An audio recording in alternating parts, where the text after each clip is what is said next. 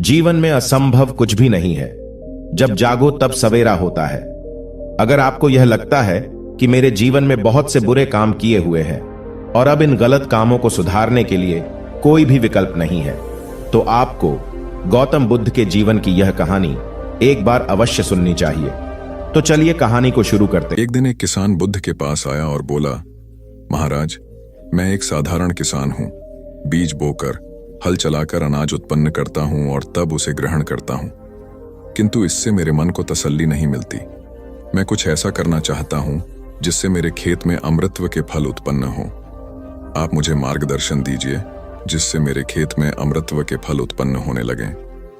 बात सुनकर बुद्ध मुस्कुराकर बोले, भले व्यक्ति, तुम्हें अमृतत्व का फल तो अवश्य मिल सकता है, किंतु इसके लिए तुम्हें खेत में बीज न बोकर अपने मन में बीज बोने होंगे।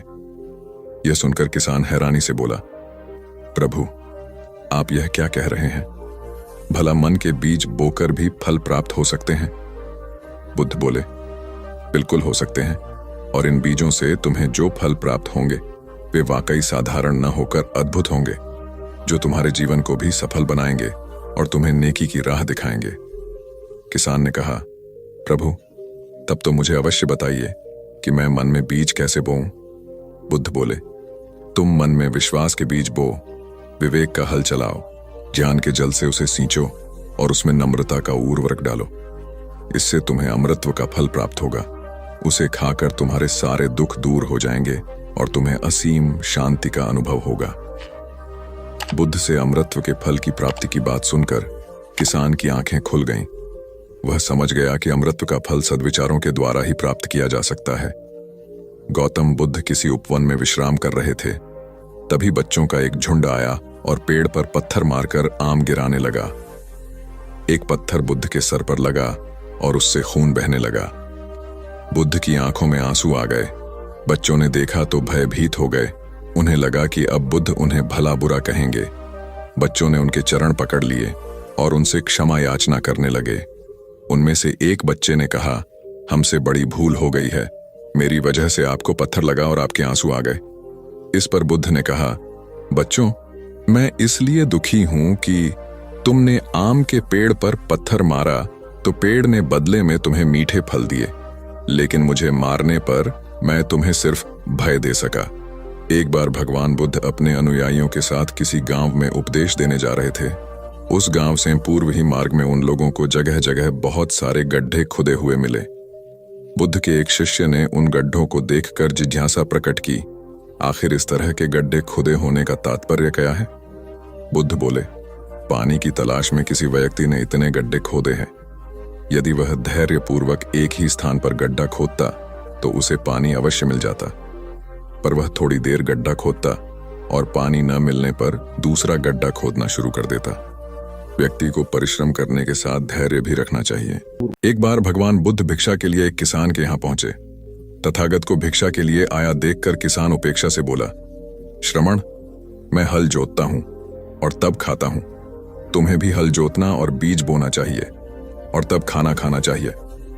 बुद्ध ने कहा, महाराज, मैं भी खेती ही करता हूं। इस पर किसान को जिज्ञासा हुई। बोले, गौतम, मैं न तुम्हारा हल देखता हूं, न बैल और न खेती के स्थल। तब आप कैसे कहते हैं कि आप भी खेती ही करते हैं? आप कृपया अपनी खेती के संबंध में समझाइए। बुद्ध ने कहा, महाराज, मेरे पास श्रद्धा का बीज, तपस्या रूपी वर्षा, प्रजा रूपी जोत और हल है। पाप भीरुता का दंड है, विचार रूपी रस्सी है, स्मृति और जागरूकता रूपी हल की फाल और पेनी है। मैं वचन और कर्म में संयत रहता हूं। मैं अपनी इस खेती को बेकार, घास से मुक्त रखता हूं और आनंद की फसल काट लेने तक प्रयत्नशील रहने वाला हूं। अप्रमाद मेरा बैल है जो बाधाएं देखकर भी पीछे मुंह नहीं मोड़ता है। वह मुझे सीधा शांति धाम तक ले जाता है। इस प्रकार मैं अमृत की खेती करता हूं। एक बार बुद्ध से मल्लुक्य पुत्र ने पूछा, भगवान, आपने आज तक यह नहीं बताया कि मृत्यु के उपरांत क्या होता है। उसकी बात सुनकर बुद्ध मुस्कुराए। फिर उन्होंने उससे पूछा, पहले मेरी एक बात का जवाब दो। अगर कोई व्यक्ति कहीं जा रहा हो और अचानक कहीं से आकर उसके शरीर में एक विषबुझा बाण घुस जाए तो उसे क्या करना चाहिए? पहले शरीर में घुसे बाण को हटाना ठीक रहेगा या फिर देखना कि बाण किधर से आया है और किसे लक्ष्य कर मारा गया है। मलु के पुत्र ने कहा, पहले तो शरीर में घुसे बाण को तुरंत निकालना चाहिए, अन्यथा विष पूरे शरीर में फैल जाएगा। बुद्ध ने कहा, बिल्कुल ठीक कहा तुमने। अब यह बताओ कि पहले इस जीवन के दुखों के निवारण का उपाय किया जाए या मृत्यु की बाद की बातों के बारे में सोचा जाए।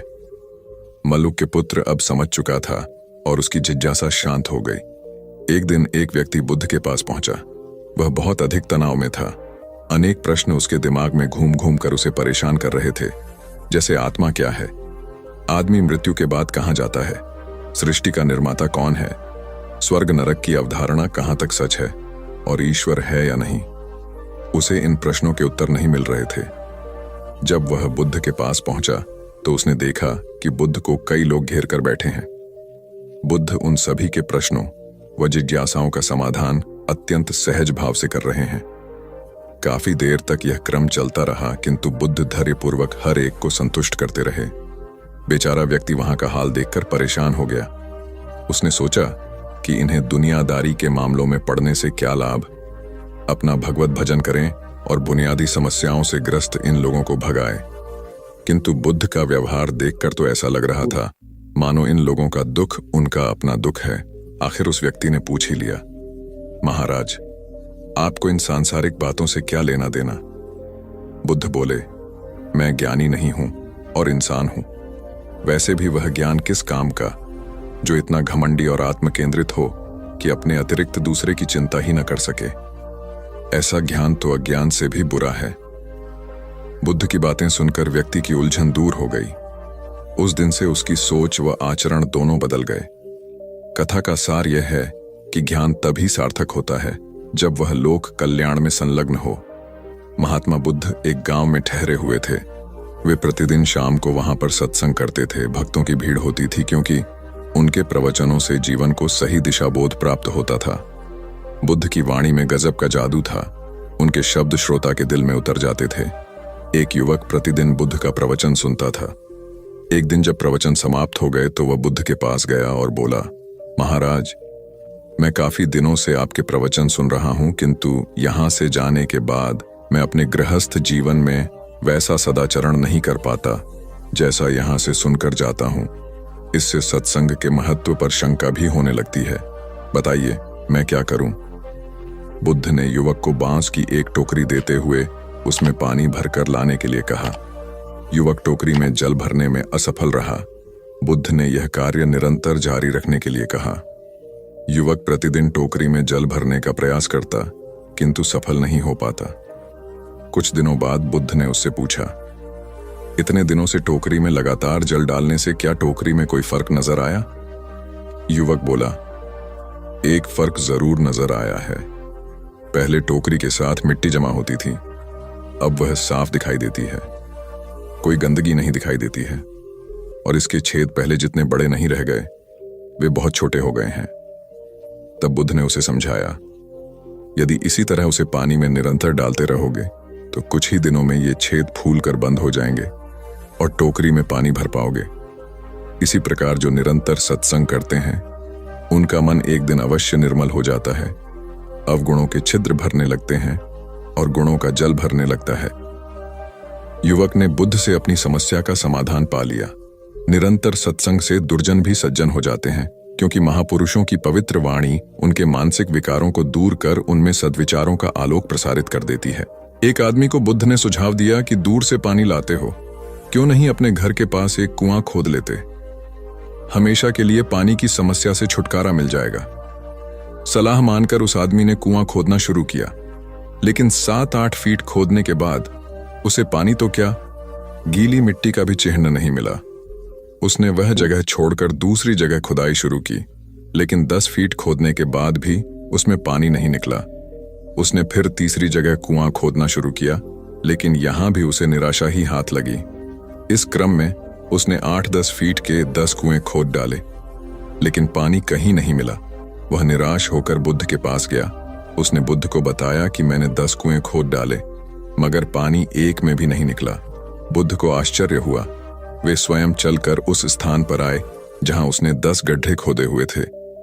बुद्ध ने उन गड्ढों की गहराई देखी और सारा माजरा समझ गए। फिर वे बोले, 10 कुएं खोदने की बजाय एक कुएं में ही तुम अपना सारा परिश्रम लगाते तो पानी कब का मिल गया होता।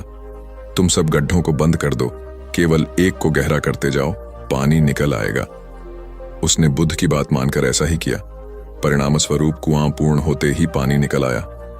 सबने भगवान बुद्ध की जय जयकार की।